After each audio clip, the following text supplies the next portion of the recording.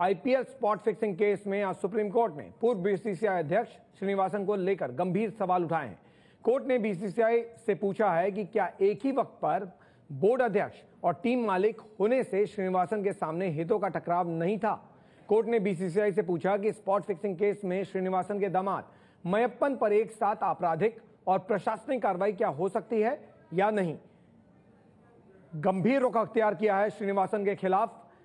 Supreme court ने पूछा है कि एक साथ दो चीजों को, एक तरफ टीम चेन्नई सुपर किंग्स के मालिक और दूसरी तरफ बीसीसीआई अध्यक्ष, क्या यह हितों का टकराव नहीं है और ऐसे में क्या मयप्पन खिलाफ दोनों ही कार्रवाई हो सकती है, प्रशासनिक और आपराधिक। श्रीनिवासन को लेकर सुप्रीम कोर्ट ने सख्त रुख अख्तियार किया है। कोर्ट ने पूछा है कि बोर्ड अध्यक्ष और टीम मालिक होना एक साथ क्या हितों का टकराव नहीं है, मयप्पन के खिलाफ आपराधिक और प्रशासनिक कार्रवाई एक साथ की जा सकती है या नहीं।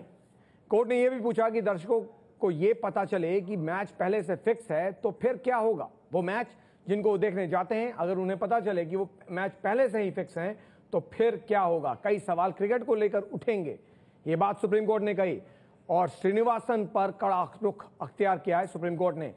जीएस विवेक एबीपी न्यूज संवाददाता हमारे साथ जुड़ रहे हैं। विवेक, क्या माना जाए इसे श्रीनिवासन को लेकर जिस तरह से सुप्रीम कोर्ट ने सवाल उठाए हैं? जी हाँ, बिल्कुल बहुत सख्त रवैया अपनाया है सुप्रीम कोर्ट ने अभी तक श्रीनिवासन के खिलाफ। श्रीनिवासन को बहुत समय से ऐसा लग रहा था कि जस्टिस मुदगल कमेटी की जो रिपोर्ट है उसमें बहुत ज़्यादा उनका जिक्र नहीं है। सिर्फ एक छोटा सा उनके ऊपर संदेह है, वो ये था कि उन्होंने कार्रवाई नहीं की जिसका उन्होंने जवाब तय कर लिया था। तो उनको लग रहा था कि उनका रास्ता बिल्कुल साफ हो चुका है कि वो वापस बीसीसीआई के अध्यक्ष बन सकते हैं क्योंकि कोई और अड़चने नहीं है। लेकिन यहाँ पर सुप्रीम कोर्ट ने ये कहा है कि मुदगल कमेटी की रिपोर्ट एक तरफ, लेकिन एक पब्लिक ट्रस्ट होता है, विश्वास एक जीतना होता है फैंस का, जो कि बहुत ज़्यादा है किसी भी रिपोर्ट से, किसी भी फाइंडिंग से। तो ये रवैया अपनाते हुए उन्होंने बहुत सारे सवाल खड़े किए हैं श्रीनिवासन के। क्योंकि वही सवाल है सुप्रीम कोर्ट ने कहा, साफ तौर पर सुप्रीम कोर्ट ने कहा कि रिपोर्ट एक तरफ, आप अगर ये भी देखें कि बीसीसीआई के अध्यक्ष रहते हुए वो टीम को के मालिक भी थे, ऐसे में ये सवाल अपने आप में बन जाता है कि केवल रिपोर्ट के हिसाब से मत जाइए, अब वो भी देखिए जो हकीकत है। देखिए, हकीकत में तो बीसीसीआई ये मानने को तैयार ही नहीं था कि श्रीनिवासन जो है वो चेन्नई सुपर किंग्स के एक तरह के मालिक भी थे।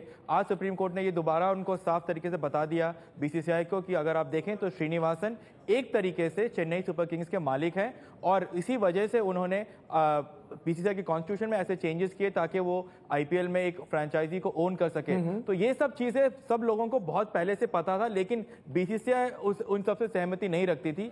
आज जब सुप्रीम कोर्ट ने वही सब चीजें सामने रखी हैं तो अब बीसीसीआई के पास बहुत कम विकल्प ऐसे हैं कि वो बच के कहीं और किसी और की तरफ जाएं।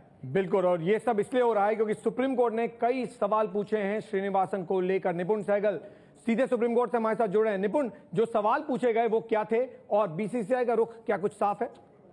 देखिए, सुप्रीम कोर्ट ने जब सुनवाई हुई और श्रीनिवासन की तरफ से ये कहा गया कि उन्हें अब अध्यक्ष पद का चुनाव लड़ने दिया जाए और उन्हें अध्यक्ष दोबारा बनने दिया जाए क्योंकि रिपोर्ट में उनके खिलाफ कुछ नहीं पाया गया है, तब सुप्रीम कोर्ट ने ये सवाल उठा दिया कि लेकिन आप टीम के मालिक भी हैं और बीसीसीआई के अध्यक्ष भी हैं, क्या ये कॉन्फ्लिक्ट ऑफ इंटरेस्ट नहीं है? क्या ऐसी स्थिति चल सकती है? आप बीसीसीआई अध्यक्ष के नाते आपकी जिम्मेदारी है कि एक फेयर प्ले हो, सारी टीमों को फेयर मौका मिले, ये देखना आपकी जिम्मेदारी है। जबकि अगर आप एक टीम के मालिक हैं तो आप चाहेंगे कि आपकी टीम जीते। तो ये दोनों बातें एक ही व्यक्ति कैसे सोच सकता है? इसके अलावा मयप्पन का जो कंडक्ट है, जो फाइंडिंग्स है रिपोर्ट में, उसके बारे में भी सुप्रीम कोर्ट ने सवाल किया कि अगर किसी का निकट संबंधी दोषी पाया जाए किसी गड़बड़ी का, तो क्या वो अध्यक्ष रह सकता है? ये सारी बातें हैं जिन पर विचार किया जाना होगा। इसलिए सुप्रीम कोर्ट में जो एक चुनाव की जो बात रखी गई श्रीनिवासन के वकील की तरफ से, उस सवाल को फिलहाल सुप्रीम कोर्ट ने ठंडे बस्ते में डाल दिया है और कहा है कि पहले तमाम सवालों के जवाब तलाशने होंगे, चुनाव की बात उसके बाद होगी। तो सीधे सीधे जो है श्रीनिवासन जो एक रिपोर्ट की वजह से राहत की उम्मीद कर रहे थे, ऐसी कोई राहत उन्हें नहीं मिल पाई है। सुनवाई कल दोपहर 2 बजे फिर से शुरू होगी। जी निपुण। विवेक, जो बातें निपुण ने बताई उसके मुताबिक सुप्रीम कोर्ट ने वो कहा जो सुप्रीम कोर्ट को लगा, लेकिन इसमें बीसीसीआई का जवाब क्या हो सकता है? क्या किसी तरह की कार्रवाई की कोई बात? देखिए सुप्रीम बीसीसीआई ने जरूर कहा है कि वो कार्रवाई करेंगे, लेकिन जो कार्रवाई वो करेंगे वो बीसीसीआई के बायलॉज के हिसाब से होगा और उनके तरीके से होगा। तो सबसे बड़ा सवाल वही उठ चुका है। आज सुप्रीम कोर्ट ने जो कहा है, सुप्रीम कोर्ट ने पूरे क्रिकेट के प्रेमी जितने भी हैं भारत में और विश्व भर में, उनकी तरफ से कहा है, क्योंकि जो गेम है उसको गेम की तरह खेला जाना चाहिए। वो किसी लेकिन बीसीसीआई का जवाब क्या हो सकता है विवेक इसमें? बीसीसीआई का सवाल, बीसीसीआई के पास बहुत ज्यादा विकल्प नहीं है सुनील। वो चाहते हैं, बार बार यही कहते आ रहे हैं कि बीसीसीआई एक सोसाइटी है, उसके कुछ कायदे हैं, उसे कुछ कानून है और वो उस नियमों के अनुसार ही चलेंगे। तो जो रिपोर्ट है उसकी वो पूरी तरीके से बहुत अच्छी तरीके से उसको देखेंगे और उसको कार्रवाई करेंगे, और जो कार्रवाई करने की कमेटी बैठेगी उसमें श्रीनिवासन का कोई लेना देना नहीं होगा, ताकि जो भी हो बिल्कुल निष्पक्ष हो। जी विवेक, बहुत बहुत शुक्रिया आपका, निपुण आपका भी बहुत बहुत शुक्रिया।